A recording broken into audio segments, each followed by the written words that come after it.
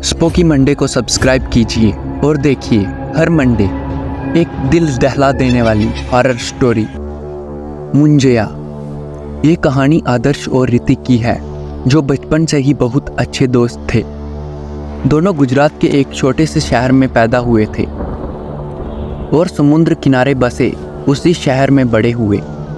पर आज का दिन कुछ अलग ही था। आदर्श का बर्थडे था। ऋतिक ने आदर्श के बर्थडे के लिए एक बहुत ही स्पेशल आइडिया सोच रखा था। वह आदर्श को रात 12 बजने से ठीक पहले ही एक बीच पर ले गया। 12 बजते ही ऋतिक ने आदर्श को हैप्पी बर्थडे विश किया और अपने बैग से एक विस्की की बोतल निकाली। आदर्श वह बोतल देखकर थोड़ा चौंक गया। आज से पहले उन दोनों में से किसी ने कभी शराब को हाथ तक नहीं लगाया था। ऋतिक ने आदर्श से कहा कि ये उसकी बर्थडे सेलिब्रेशन का ही एक हिस्सा है। आदर्श भी अपनी लाइफ में एक नया एक्सपीरियंस लेना चाहता था, इसलिए उसने ऋतिक की ये बात झट से मान ली। वह दोनों समुद्र के किनारे काफ़ी देर तक बैठकर शराब पीते रहे। कुछ देर बाद ऋतिक को जोर से टॉयलेट आ गया। वह उठकर एक पेड़ के पास टॉयलेट करने चला गया, लेकिन नशे में धुत ऋतिक ने यह देखा ही नहीं कि वह पेड़ कोई आम पेड़ नहीं बल्कि एक पीपल का पेड़ है। टॉयलेट करते हुए अचानक से ऋतिक के सर पर एक पत्थर आ पड़ा। ऋतिक ने पेड़ की तरफ सिर उठाकर देखा तो उसे वहां कोई नहीं देखा। इतने में आदर्श भी उस पेड़ के आसपास आ गया। उसके हाथ में एक खाली बोतल थी और उसने मजाक में उस बोतल को जोर से ऋतिक के पास फेंका। वो बोतल सीधा उस पीपल के पेड़ पर जा लगी और उसके टुकड़े टुकड़े हो गए।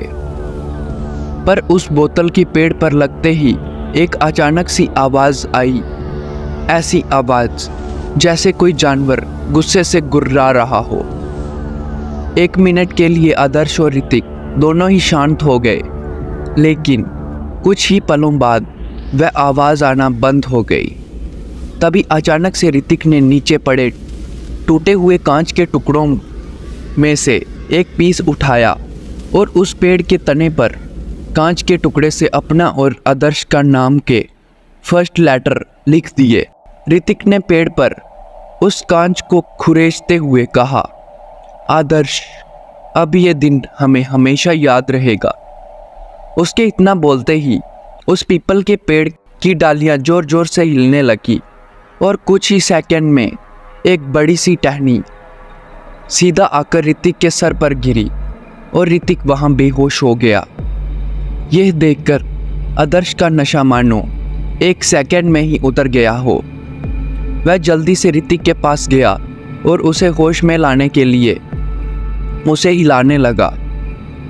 आदर्श को अपने पीछे से एक आवाज़ आई, मानो पेड़ से कुछ नीचे गिरा। आदर्श ने जैसे ही पीछे मुड़कर देखा, उसके पैरों तले जमीन खिसक गई। उसके ठीक पीछे एक काली सी परछाई थी, जिसकी 2 नीली आंखें अंधेरे में चमक रही थी। आदर्श को अपनी नज़रों में विश्वास नहीं हो रहा था। आदर्श को लगा कि जो भी उसके पीछे है वह कोई ना कोई सुपरनैचुरल क्रिएचर है। वह जैसे ही उस जीव से दूर जाने के लिए भागा, उस जीव ने उस पर हमला कर दिया। उसके बड़े बड़े नाखून आदर्श की पीठ में घुस गए, लेकिन चीखता हुआ आदर्श जैसे तैसे उस जीव की पकड़ से छूटा और वहां से दूर भाग गया। दूर जाकर आदर्श ने देखा कि वह जीव एक काली परछाई में बदल गया है और वो बेहोश पड़े ऋतिक के मुंह के अंदर घुस गया। और तभी अचानक ऋतिक अपनी बेहोशी से उठ खड़ा हुआ। आदर्श दूर से उसका नाम बार बार पुकार रहा था। वह ऋतिक मानो सुन्न होकर एक ही जगह पर खड़ा था। उसकी आंखें पूरी तरह से नीली पड़ चुकी थी और वह बस वहां एक पुतले की तरह खड़ा था। तभी अचानक से ऋतिक जमीन की तरफ झुका और उसने वहां पर पड़े टूटे हुए कांच को एक टुकड़ा उठाया और अपने शरीर फाड़कर अपनी छाती पर उसी कांच के टुकड़े से ए और आर लिखने लगा। ठीक वैसे ही जैसे उसने उस पीपल के पेड़ पर लिखा था। वह सब देखकर आदर्श की रूह कांप गई। सुबह के 5 बज चुके थे और समुद्र के ऊपर से वह सूरज उगता देखने लगा था। ऋतिक के ऊपर जैसे ही सूरज की रोशनी पड़ी, ऋतिक अचानक से होश में आ गया। ऐसा लग रहा था जैसे उसे अपने साथ कोई कुछ भी चीज याद नहीं हो, और वह अपने सीने पर बने घाव को देखकर बहुत ज़्यादा घबरा गया था। उसके बाद वह दोनों चुपचाप अपने घर चले गए। उस दिन शाम होते ही ऋतिक की तबीयत खराब होने लगी। ऋतिक अपने बिस्तर पर लेट तो गया, पर उसे बिल्कुल भी नींद नहीं आ रही थी। उसके दिमाग से उस जीव की शक्ल निकल ही नहीं रही थी। तभी ऋतिक को अपने कमरे में किसी के गुर्राने की आवाज़ आने लगी। ये आवाज़ ठीक वैसे ही थी जैसे उन्हें कल उस पेड़ के पास से आ रही थी। ऋतिक इतना घबरा गया कि डर के मारे अपनी आंखें बंद कर ली और चादर को मुंह के ऊपर चढ़ा लिया। कुछ ही पलों बाद वह आवाज़ आना बंद हो गई और कमरे में एक सन्नाटा हो गया। ऋतिक का डर थोड़ा कम हुआ तो उसने अपने चेहरे से उस चादर को हटा लिया, लेकिन जैसे ही चादर को हटाया ऋतिक ने अपनी आंखें खोली तो उसके दिल की धड़कनें लगभग रुक ही गई। उसके कमरे की छत पर वह जीव बैठा था, लेकिन इस बार उसका खौफनाक चेहरा साफ साफ दिख रहा था। वो जीव एक भयानक राक्षस की तरह दिख रहा था। उसकी चमड़ी बिल्कुल पेड़ के तने जैसी थी और उसका चेहरा बिल्कुल एक छोटे बच्चे जैसा था। इससे पहले कि ऋतिक कुछ कर पाता, उस भयानक राक्षस ने ऋतिक पर हमला कर दिया। उधर आदर्श बहुत घबराया हुआ था। जब उसके पापा ने उससे उसके घबराहट की वजह पूछी तो उसने अपने पापा को पूरा किस्सा बताया कि उसके साथ पिछली रात क्या हुआ था। आदर्श के पापा शहर के माने जाने पंडित थे, लेकिन आदर्श की बात सुनकर उनका दिल दहल सा उठा। उन्हें समझ आ गया कि उसका बेटे आदर्श और उसके दोस्त ऋतिक के ऊपर मुंजया का साया आ चुका है। उन्होंने बताया कि मुंजया एक ऐसा असुर है जो एक बार पीछे पड़ जाए तो पीढ़ियों तक पीछा नहीं छोड़ता।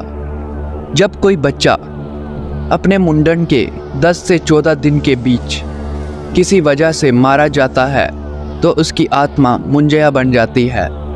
मुंजया एक गुस्से से भरा बच्चे की तरह होता है और पीपल के पेड़ पर रहता है, और अगर कोई उस पीपल के पेड़ से छेड़खानी करे तो वह उस इंसान के पीछे पड़ जाता है। उन्होंने उसी वक्त आदर्श और ऋतिक को लेकर उस पेड़ के पास जाने की डिसीजन लिया। रात को आदर्श और उसके पिता ऋतिक के घर पहुंचे, पर वहां जो उन्होंने देखा उस पर किसी को विश्वास ही नहीं हो रहा था। ऋतिक की अपने बिस्तर पर ही मौत हो चुकी थी। उसके चेहरे पर ऐसा एक्सप्रेशन था मानो मरने से पहले उसने अपनी मौत को करीब से देखा हो। आदर्श के पिता यह देखकर चिंता में आ गए। वह आदर्श को लेकर फौरन उस पीपल के पेड़ के पास पहुंचे और आदर्श के पिता ने उसी समय उस पेड़ के सामने एक छोटी सी पूजा करके उस मुंजया के आगे हाथ जोड़कर माफ़ी मांगी। वह कई घंटों तक पूजा करते रहे और उस मुंजया से माफ़ी मांगते रहे। जैसे ही सूरज उदय हुआ वह दोनों अपने घर वापस आ गए।